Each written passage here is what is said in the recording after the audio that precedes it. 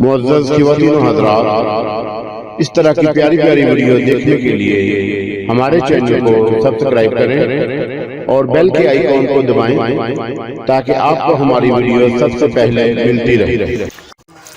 अस्सलामु अलैकुम दोस्तों, पेश खिदमत है काली आत्मा एपिसोड नंबर 21। मैं धर्मदास के सामने आ गया। एक घोड़सवार ने वज़नी गुर्द से मुझ पर हमला किया। गुर्द मेरे शाने पर पड़ा, लेकिन कुछ कारगर ना हुआ और मैंने पलटकर घोड़सवार से गुर्द छीन लिया। उसके बाद मैं गुर्द घुमाने लगा। कई घोड़सवार शदीद ज़ख्मी हो गए और मैं गुर्द घुमाता रहा। घोड़सवार दलेरी से मुकाबला कर रहे थे, मगर उन्हें नाकामी हो रही थी और वो आहिस्ता आहिस्ता खौफज़दा होते जा रहे थे। बस्ती के बेशुमार लोग जमा होकर इस लड़ाई को देख रहे थे। मोहनलाल यह सूरत हाल देखकर भाग निकला। कई घोड़सवार लंबे हो गए, दूसरे अब पीछे हटने लगे थे। मैंने अपने घोड़ों से कूदते हुए चीख कर कहा, तुम लोग अगर चाहो तो अपने इन जख्मियों को उठाकर ले जा सकते हो। दलीप चंद से कह देना कि धर्मदास महाराज की तरफ आंख उठाकर देखने वाले की आंखें निकाल ली जाएंगी।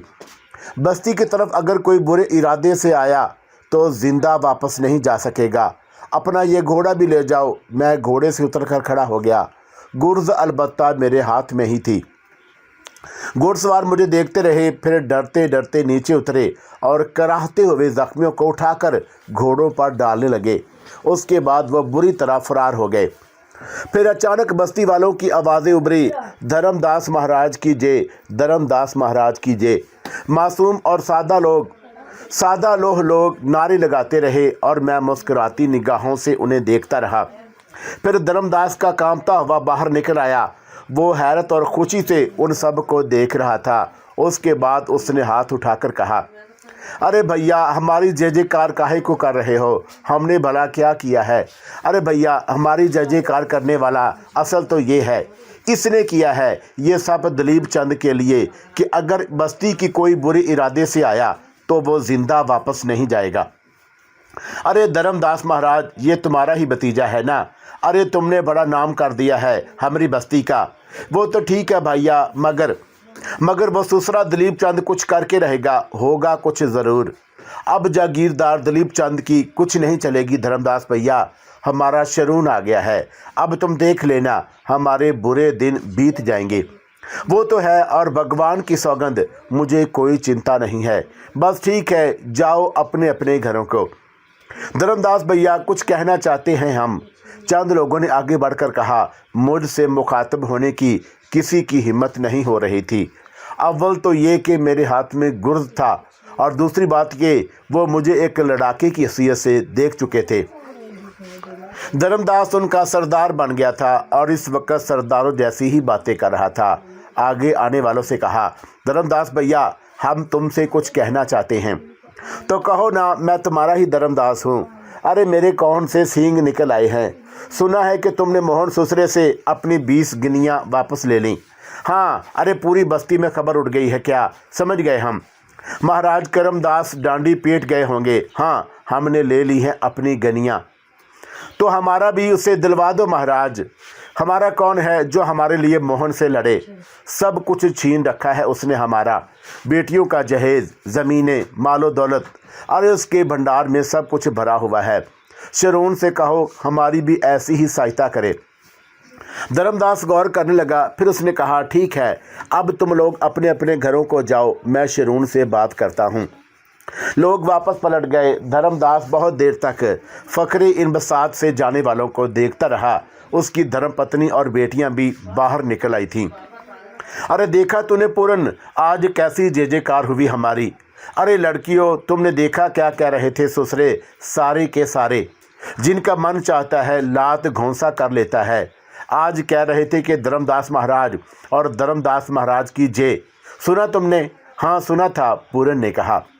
अरे भगवान की सौगंध, 40 दिन क्या, सारी उम्र तपस्या करनी पड़ती और नतीजे में शिरून मिलता हमें, तो हम सारी उम्र को तपस्या को कुछ ना समझते। अरे गर्दन ऊंची कर दी है इसने हमारी। एक दिन के लिए ही सही, दूसरे दिन चाहे ये गर्दन कट जाए, और जैसी ऊंची हुई है हमारी गर्दन, भगवान सब की करे। सारी अकड़ फो निकल गई उस दूसरे की। घुड़सवार भेजे थे और हमारे शरूर ने एक एक की हड्डी पसली तोड़कर वापस कर दिया। आजा भैया अंदर आजा, देख भगवान की सौगंध, भगवान के सिवा किसी से नहीं डरे हैं हम। बस ये छोकरियां हैं, दो की दो, और ये अनजाई पूरन हैं, इनकी फिक्र है। वरना जैसी इज्जत मिल गई हमें इस थोड़े से समय के अंदर, इसके बाद 1000 बार भी जीवन चला जाए तो कोई चिंता नहीं। दिलीप चंद असल कमीना है, खामोश थोड़ी बैठेगा। कुछ होगा भैया, ज़रूर कुछ होगा। जो होगा देखा जाएगा। धर्मदास महाराज, आप चिंता क्यों करते हैं? मैं हूं ना। पर भैया तू कितनों से लड़ेगा? अभी इस बात को छोड़ो। मेरा ख्याल है कि इस वक्त मौका अच्छा है। सारी बस्ती से दिलीप की लड़ाई नहीं है। मोहनलाल ने अलबत्ता सब लूट लिया है। क्यों ना हम ऐसा करें कि इसी वक्त मोहनलाल से उन सब की दौलत वसूल कर लें। देखो धर्मदास महाराज, जो होना था वो तो हर कीमत पर होकर रहेगा। इस होने से पहले इन बेचारों को इनका माल वापस मिल जाए तो क्या अच्छा नहीं? अरे भैया, हम तो मन से चाहे हैं, सारे के सारे ही हमारे अपने हैं, और हमारी किसी से क्या लड़ाई, जैसा तुम मुनासिब समझो। नहीं महाराज, आपका दास हूँ, आपका बैर हूँ, आपकी हिदायत के बगैर कुछ नहीं करना चाहता।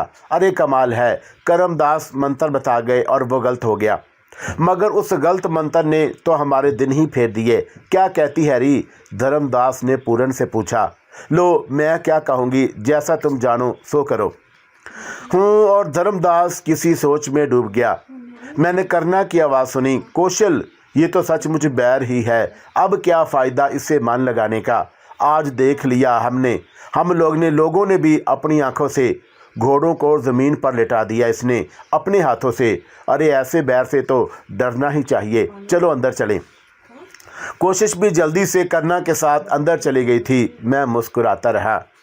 धर्मदास मेरे साथ चलने के लिए तैयार हो गया था और उन सब का सरदार बनकर बाहर निकल आया।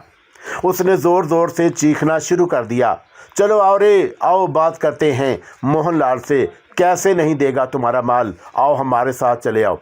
और बेशुमार अफराद धर्मदास के हमरा हो गए। धर्मदास महाराज अकड़ते चले जा रहे थे, मगर जब मोहनलाल की हवेली सामने पहुँचे तो रुक कर मुझे अमदाद तलब नज़रों से देखा और मेरे पीछे हवेली आ गए। हवेली के दरवाजे पर सिर्फ एक बूढ़ा चौकीदार खड़ा था और उसने हमें देखा और बोला, क्या बात है, कैसे आए हो? मोहनलाल को बाहर निकालो। ससुरो, वो यहाँ कहाँ है? निकल गए मोहनलाल महाराज अपने बीवी बच्चों के साथ। क्या बकवास कर रहे हो? मैंने घुरा कर कहा। जाओ अंदर देख लो, थोड़े से नौकर हैं जो भागने की तैयारियां कर रहे हैं। महाराज मोहनलाल तो चले गए दिलीप चंद महाराज के पास, और अब आएगी तुम सब की मुसीबत। जाओ अंदर जाकर देख लो। तो मोहनलाल भाग गया ससुरा। अरे सारा माल पानी भी ले गया होगा। जाओ जाओ भाइयों, सुन लिया तुमने, घुस जाओ हवेली में, जो हाथ लगे निकाल लो, अपना अपना हिसाब कर लो। अब मोहनलाल ससुरा तो भाग ही गया है, हम क्या कर सकेंगे? लेकिन लोगों के लिए इतना ही काफ़ी था। बेशुमार अफराद भड़ा मारकर हवेली में घुस गए और हवेली का मालो असबाब लूटा जाने लगा। बहुत देर उसी तरह गुजर गई। धर्मदास ने कहा, बस चरून, ठीक है, इन्होंने अपना काम कर लिया, अब तो ये बता क्या क्या करें। हम वापस घर आ गए। घर आकर उसने कहा, भगवान की सौगंध, जो कुछ कह चुके हैं उसे करके दिखाएंगे। दिलीप चंद अगर जान भी ले ले तो कोई चिंता नहीं, हमें जो करना था वो हमने कर डाला। सारी बस्तियों में याद करेंगे लोग, किसी धर्मदास तेली को जवाब धर्मदास के महाराज बन गए हैं। महाराज धर्मदास को इस बात में मज़ा आ रहा था कि लोगों ने उसे महाराज कहना शुरू कर दिया है। अब ये बात मैं भी जानता था कि दिलीप चंद अपने आदमियों की इस दुर्गत पर खामोश नहीं रहेगा। फिर मोहनलाल भी अगर वाकई मोहनलाल है तो सीधा दिलीप चंद के पास ही पहुंचेगा और ना जाने किन किन अल्फाज में उसे अपनी दुख भरी कहानी सुनाएगा। और उसके बाद दिलीप चंद अगर कोई ना समझ आदमी है तो इस बात को तस्लीम नहीं करेगा कि एक आदमी इतने लोगों को नुकसान पहुंचा दे। वो यकीनी तौर पर कोई तजर्बा करेगा और उसके लिए उसने एक ख़ास तरकीब सोची थी।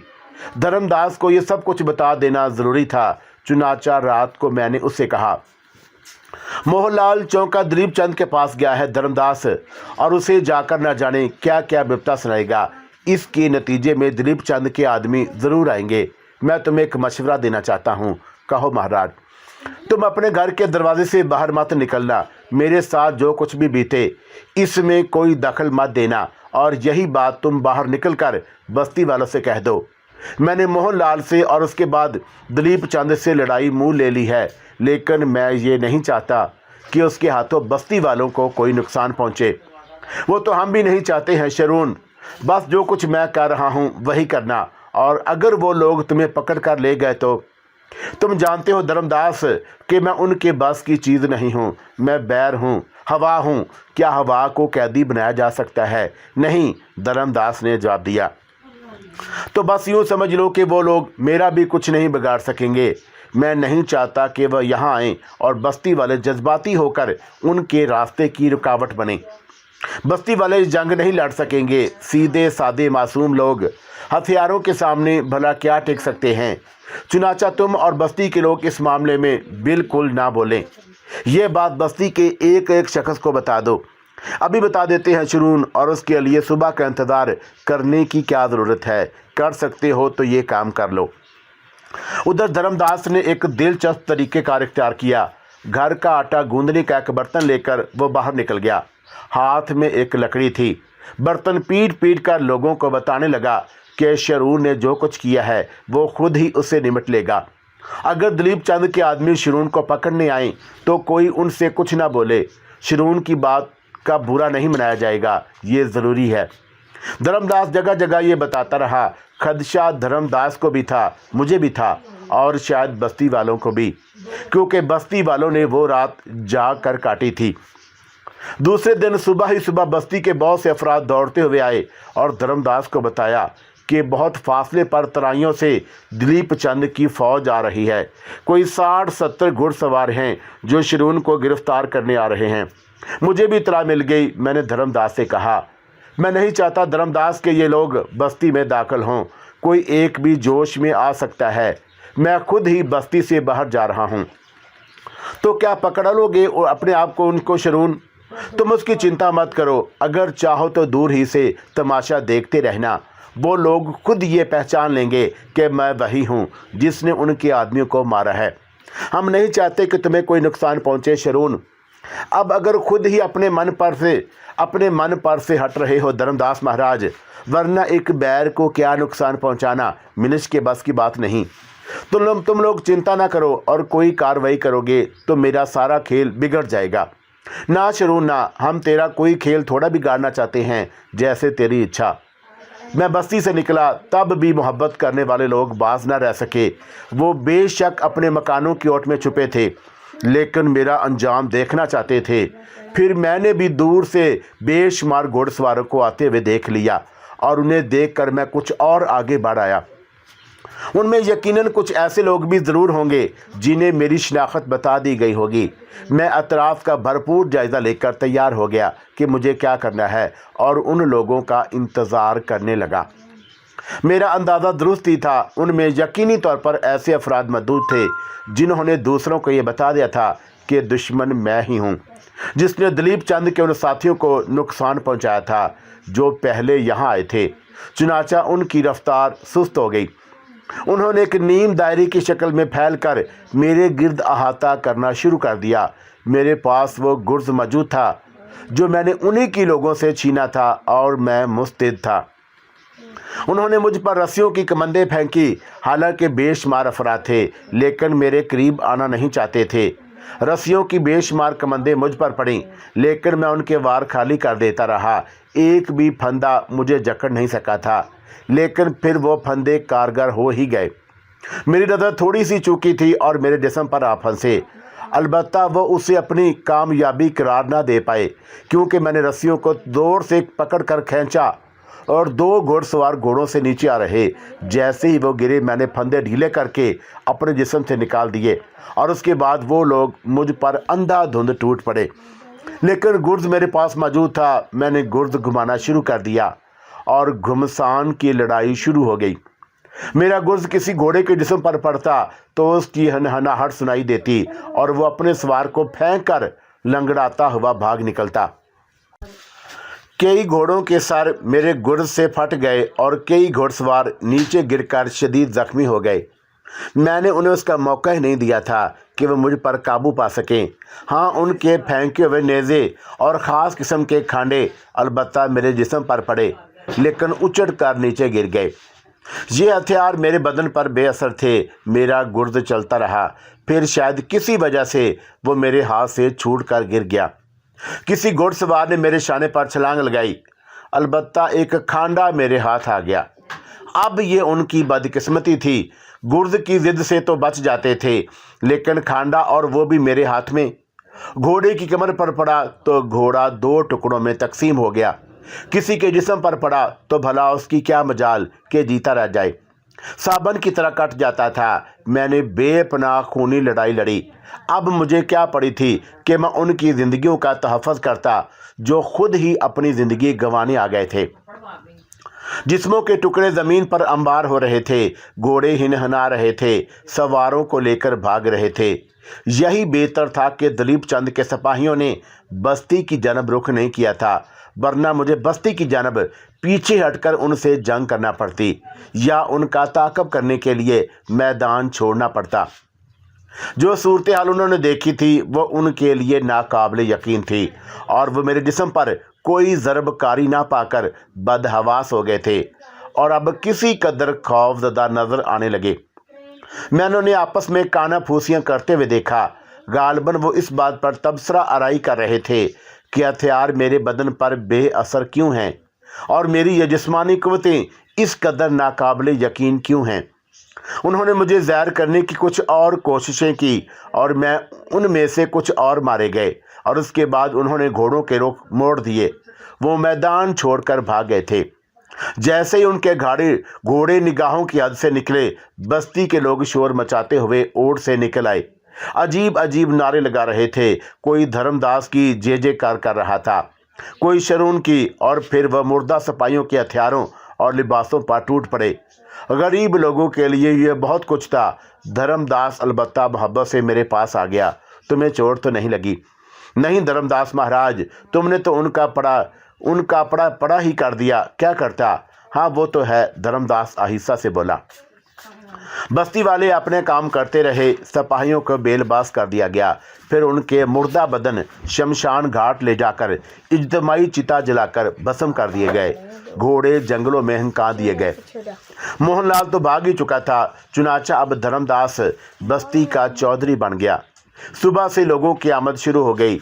जिसे देखो कोई ना कोई भींट लिए चला आ रहा है। धर्मदास को ही मना करना पड़ा। अरे भाई, क्या करेंगे हम इतनी सारी चीज़ों का, हमारे किस काम आएंगी? हम शरून देवता के लिए भींट लाए हैं। क्या अभी तुम यही कहोगे कि वह मिनश है और तुम्हारा भतीजा है? तो और कौन है? वो देवता है जिसने तुम्हारे घर आस्थान किया है। वो तो है, धर्मदास ने मोहब्बत से कहा और मुस्कुराने लगा। इसे कुदरत की कारीगरी कहा जाए, फितरत का एक हिस्सा, या फिर ऐसे अनोखे वाक़यात जिनकी कभी वजाहत नहीं हो पाती। औगलूस ने अपने इल्म से काम लेकर अपने बच्चों को सांप की जून दी थी। वो अगर चाहता तो उन्हें कोई भी हैसियत दे सकता था, लेकिन बड़े सोचने समझने के बाद उसने अपने बच्चों को नाग बनाने का फैसला किया था और उसमें उसकी बहुत सी मसलतें पोशीदा थी और उसमें कोई शक नहीं कि उसकी सारी औलादों को नाग बनकर ज़िंदगी गुजारने में बेहद लुत्फ़ आ रहा था। ये भी एक दिलचस्प और हैरान कुन बात थी और नाग बनने के बाद उनका वास्ता भी सांपों की भरपूर दुनिया से पड़ रहा था। हर जगह हर कदम पर सांप ही सांप। शायद ये इसलिए भी था कि वो खुद सांप बन चुके थे। एला को उस खंडर में जो पुर इसरार और अजीब सांप मिला था, जो उस वक़्त लंगड़ा लूला था, और उसकी कहानी धर्मदास के बैर तक पहुंची थी और वो भी हैरान कुन बात थी। ना जाने इसके साथ पेश आने वाले आगे के वाक़यात क्या थे। बहरहाल एला इस दास्तान को बड़ी दिलचस्पी से सुन रही थी। उधर जो सबसे छोटी बेटी सलूना थी, जो एहसान की मोहब्बत में पूरी तरह गर्क हो चुकी थी, उससे एक इतना अच्छा घराना मिल गया था कि वो सोच भी नहीं सकती थी। वहाँ सारे के सारे मोहब्बत करने वाले, हर लम्हे उसका ख्याल रखने वाले थे। सलोना खुद भी उनसे मोहब्बत और दिलचस्पी हो गई थी, लेकिन उन दिनों वो जिस उलझन का शिकार थी वो नाकाबिले ख़त्म थी। एक तरफ राव अदरीस और दूसरी लोग जो एक अजीबोगरीब उलझन का शिकार हो गए थे। डॉक्टरों की बातें उनके लिए नाकाबिले फ़हम थी, लेकिन बहू से जिस कदर प्यार था उन्हें, उसके तहत उसे तमाशा भी नहीं बना सकते थे।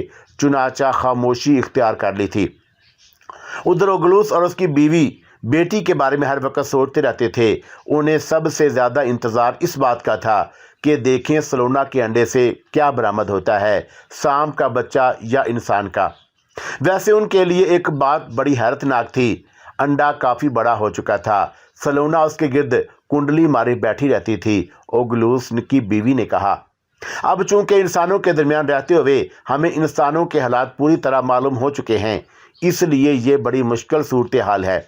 आखिर हम ये कैसे बताएंगे कि सलोना की कैफियत क्या है। मसला सिर्फ इतना सा है कि अगर अंडे से इंसान का बच्चा नमूदार होता है तो फिर उन लोगों को मुकम्मल तौर पर इतला देना होगी, और अगर ऐसा ना हुआ तो हम खामोशी से सलोना की औलाद को खुद पालेंगे। बीवी मुतफक्कर अंदाज में खामोश हो गई थी, लेकिन फिर उसके बाद उनकी उलझनों में मुकम्मल अजाफा हो गया, क्योंकि एक दिन जब सलोना कुंडली मारे बैठी हुई थी, अंडे में तहरीक पैदा हुई और वो आहिस्ता आहिस्ता फूटता चला गया। सलोना फटी फटी निगाहों से उसे देखती रही, यहाँ तक कि उसमें से एक नन्हे से खूबसूरत इंसानी वजूद का अजहार हुआ। लड़की थी, वो इतनी हसीन थी कि देखने वाली आंखें चुंधिया कर रह जाएं। सलोना ने बेइख्तियार उसे अंडे से बाहर निकाला, साफ सुथरा किया और हैरानी से उसे देखने लगी। ऐसी अनोखी गुड़िया इंसानी आंख ने पहले कभी मुश्किल से देखी होगी, लेकिन वो बहुत छोटी थी, बहुत ही नन्ही सी। सलोना अपनी जगह से उठी और उसे हाथ में लिए हुए मुलाजमों के क्वार्टर में पहुंच गई, जहां उसकी मां मौजूद थी। ओगलूस की बीवी ने सलोना को देखा और सूरत हाल समझ गई। फिर बच्ची को देखकर तो वो खुशी से दीवानी हो गई। देवताओं की कसम, ये बच्ची तो बिल्कुल देवता लगती है। ओगलूस को इतला दी गई और गलोस भी आ गया और उसने बच्ची को देखते हुए कहा, अपने इल्म से इसके बारे में मालूमात हासिल करना होंगी मुझे, ये बड़ी संगीन सूरत हाल है। ओगलूस एक गोशे में जाकर आंखें बंद करके बैठ गया और फिर उस पर इंकशाफात होने लगे। थोड़ी देर के बाद वो वापस आया और उसने मुस्कुराते हुए कहा, हमें थोड़ी सी चालाकी बरतना होगी, लेकिन हमारी मुश्किल का हल आसान है। ये बच्ची हवा लगने के साथ साथ बढ़ेगी। बेशक ये एक अंडे से नमूदार हुई है, लेकिन इसके बाद इसकी जून इंसानी होगी और ये बज़ाहिर इंसान ही लगेगी। और ये दूसरी बात है कि अंदर से सांप होगी और उसकी कदो कामत इंसानों जैसी बहुत जल्द हो जाएगी। लेकिन इस तरह के जैसे नन्हे बच्चे पैदा होते हैं, मगर हमें उसके लिए राव अदरीस को भी मुतमिन करना होगा। और सुनो, तुम्हारा काम अब ख़त्म हो गया। एहतियात से बाकी वक्त गुजारोगी और जैसा हम कहेंगे वैसा ही करोगी। बच्ची को खामोशी से छुपा लिया गया और उसके बाद ओगलूस राय अदरीस के पास पहुंचा। आपसे एक ख़ास बात करना चाहता हूं राय साहब। हाँ ओगलूस, क्या कहो, क्या बात है? साहब जी, जैसा कि आपको मालूम है कि हम लोग थोड़े मुख्तलिफ हैं। हमारे यहाँ कुछ ऐसी बातें हैं जिन्हें आप देहातियों की बेवकूफ़ी कह लें या कुछ भी। अभी सलोना की माँ ने सलोना को देखा था और उसके बाद तशवीश ज़दा हो गई। क्यों? उसका ख्याल है कि सलोना बहुत मुख्तसर वक़्त में माँ बनने वाली है। राय अदरीस ने गमनाक निगाहों से ओगलूस देखा, फिर बोला, कुछ वक़्त पहले भी ये तज़किरा ज़ोरों शोर से निकल चुका है ओगलूस, लेकिन डॉक्टरों ने हर वो अमल करके देख लिया जो इस सिलसिले में मुमकिन हो सकता था, और उसके बाद उन्होंने अपनी रिपोर्टों में लिख दिया कि ऐसी कोई बात नहीं है। साहब, एक बात तो आप दिल से तस्लीम करेंगे कि ये डॉक्टर सिर्फ अपने आलात और मशीनों का सहारा लेते हैं और उन्हीं के बल पर सब कुछ बोलते हैं। उन्होंने जो किताबें पढ़ी होती हैं उन किताबों के सफ़ात में लिखे हुए अमल दोहराते हैं, लेकिन फितरत का एक अमल बिल्कुल मुख्तलिफ है। एक इंसानी अमल भी होता है जो मुख्तलिफ अंदाज का होता है। हमारे यहाँ जितने बच्चों की विलादतें हुई हैं इसी अंदाज में हुई हैं और इसी अंदाज में होती हैं। सलोना की मां का कहना है कि सलोना के यहाँ विलादत का वक़्त मुमकिन है चंद दिन हों, चंद घंटे हों। इसलिए वो चाहती है कि सलोना उसके साथ ये थोड़ा सा वक्त गुजारे। जगह तो एक ही है और सलोना की माँ को मैं एक मुअज़्ज़ज़ बहन की हैसियत से अपने पास आ जाने की दावत देता हूँ। ये बात मैंने उसे कही थी, मगर खैर ये कोई इतना अहम मसला नहीं है। तुम अगर सलोना को अपने पास ले जाकर रखना चाहते हो तो बेशक रख लो। यही चाहता हूँ मैं साहब जी। ठीक है, वो आ जाती है तुम्हारे पास। और उसके बाद भला किसे इस बात पर एतराज़ हो सकता था। अलबत्ता एहसान ने सलोना से कहा, जनाब ज़रा रुकिएगा, आपके बगैर हमारा दिल नहीं लगता। और जहाँ तक आपकी वालदा और वालिद साहब का ताल्लुक है, वो जो फरमा रहे हैं आप हमें बाप बनाने पर आमादा हैं, तो देखें हमारा तो यह ख्वाब है, अब देखना यह है कि आप उसे कैसे पूरा करती हैं। सलोना मुस्कुराकर खामोश हो गई। फिर उसके बाद दोनों ने अपने मंसूबे के तहत बच्ची को मंजर आम पर पेश कर दिया। और गलूस भागा भागा राय अदरीस के पास पहुंच गया और उसने कामती हुई आवाज़ में कहा, मालिक सलोना ने बच्ची को जन्म दिया है। राय अदरीस तो शिद्दत हैरत से गंग रह गया था। फटी फटी आंखों से ओगलूस को देखता रहा। ओगलूस ने फिर कहा, आप ज़रा देखें तो सही, बच्ची इतनी हसीन है कि आप उसे देखेंगे तो देखते ही रह जाएंगे। और उसके बाद तो भगदड़ मचना ही थी। उन्होंने सलोना की बगल में बच्ची को लेटे हुए देखा। मुकम्मल तौर पर इंसान की बच्ची थी, लेकिन उसका हुस्न ऐसा अनोखा और ऐसा अजीब के देखने वाले ज़ुबान से कुछ भी ना कह पाएँ और उसे देखते रह जाएं। यही कैफियत राय अदरीस और उसकी बीवी और ख़ुद बच्ची के बाप एहसान की हुई थी। और इस तरह उस बच्ची की आमद एक नई कहानी की बुनियाद बन गई थी। आदमखोर कबीले के नफरात की कहानियाँ तो अलग अलग ही बिखरी हुई थी और इन तमाम कहानियों को समेटना इंतहाई मुश्किल काम था। अगलूस की एक बेटी जेरोक भी थी और जैसा कि इन तमाम लड़के और लड़कियों ने अपने आप को इस शहर की वसतों में फैलाकर अपने लिए मकाम तलाश कर लिए थे, कुछ ऐसे थे जो अब तक भटक रहे थे, लेकिन उसे भटकना नहीं कहा जा सकता था क्योंकि वो अपने मुस्तकबल की तलाश में सरगर्दा थे और अपनी पसंद का मुस्तकबल चाहते थे। अलबत्ता वो सरश्त जिसका तज़किरा किया जा चुका है, यानी ये कि वो सांपों की फितरत इख्तियार कर चुके थे और सांपों के कबीले में ही कुछ रहा करते थे। बहरहाल ये एक दिलचस्प दास्तान थी। ओगलूस की बेटी जेरोक न जाने कहाँ कहाँ के सफ़र तय करते हुए कितनी दूर निकल आई थी। जिस जगह वो पहुंची वो एक आली शान रियासत थी। अजीम शान महल, दो महले और उनके दरमियान बिखरी हुई अजीबो गरीब दास्तानें। उन्हीं दास्तानों में अचानक ही जेरोक भी शामिल हो गई थी। हुआ यूं कि वो एक अजीम शान महल के करीब से गुजर रही थी कि वहाँ कुछ अजीबो गरीब तहरीक नजर आई। जेरोक ये मालूम करने के लिए रुक गई कि अंदर क्या हो रहा है। ऐसी जगहों पर दाखिल होना उसके लिए कोई मुश्किल काम नहीं था। अंदर से ठन ठन ठन ठन थाली बजने की आवाज़ आ रही थी और एक अजीबोगरीब खेल जारी था। सपेरे थाली बजाकर उस सांप को बुला रहे थे जिसने हवेली की एक अहम शख्सियत को काट लिया था। वो सांप तो नहीं आया, लेकिन जेरोक ने एक शीशनाग देखा जो अंदर दाखिल हुआ और उसने सांप के काटे हुए शख्स का जहर चूसा और उसके बाद वहाँ से वापस चल पड़ा। लेकिन जेरोक के दिल को एक अजीब सा धक्का लगा। ये हसीन शीशनाग उसके लिए बड़ी दिलकश और पुरकशिश शख्सियत का मालिक था। जेरोक हजार जान से उस पर आशिक हो गई थी और उसने शीशनाग का पीछा करना शुरू कर दिया। नतीजा ये हुआ कि बेशुमार इंसानी कहानियाँ उसके इल्म में आती चली गईं।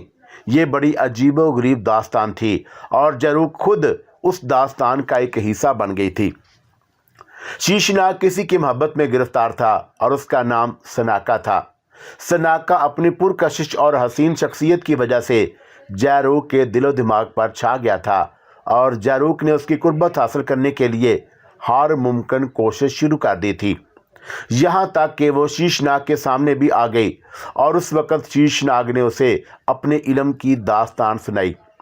मगर मैं तो तुमसे मोहब्बत करने लगी हूँ देवी। प्रेम स्वीकार करना मैं समझता हूँ संसार में हर उस जी रूह का फ़र्ज है जिसे भगवान ने जीवन दिया है। मगर मैं तुझे क्या बताऊँ कि मैं किन हालात का शिकार हूँ।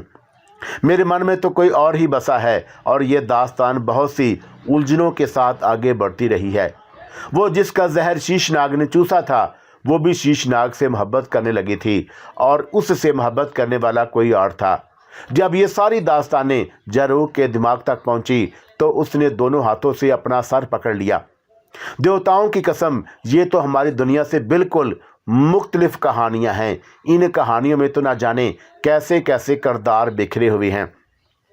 बहरहाल कुछ भी था, ज़ारोक उन किरदारों में खुद भी फंस गई। वो रकाबत का शिकार थी, उलझनों का शिकार भी थी। दूसरे बहुत से किरदार उसकी निगाहों के सामने थे और उनमें उसे अपने लिए जगह तलाश करना थी। अब उसका ज़्यादातर आगा पीछा सनाका के गिर्द ही हुआ करता था, लेकिन सनाका उससे बेगाना मस्ताना वार अपनी मोहब्बत के चक्कर में फिरा करता था। ना जाने उसके जीवन साथी कहाँ थी, वो कौन थी और उसकी क्या दास्तान थी। उस दिन भी ज़ारोक गुलाब की झाड़ियों में छुपी हुई थी। उसके जहन में बहुत से मंसूबे बन रहे थे। मोहब्बत की मारी थी और हर कीमत पर अपनी मोहब्बत का हसूल चाहती थी, लेकिन उसकी राह में कांटे ही कांटे थे। वो उन कांटों को रास्ते से निकाल फेंकना चाहती थी।